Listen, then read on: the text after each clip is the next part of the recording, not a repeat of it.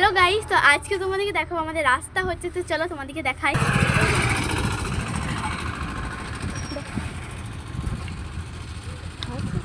দেখো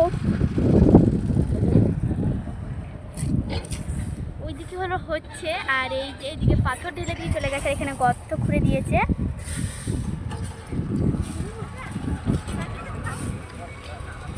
ওইদিকে এখন কাজ চলছে, তোমরা দেখতেই পাচ্ছ।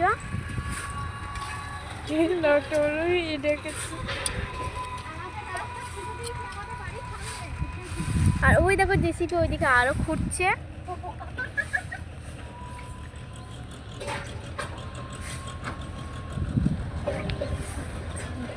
আর একটা জেসিপি আছে, তোমাদেরকে দেখাই।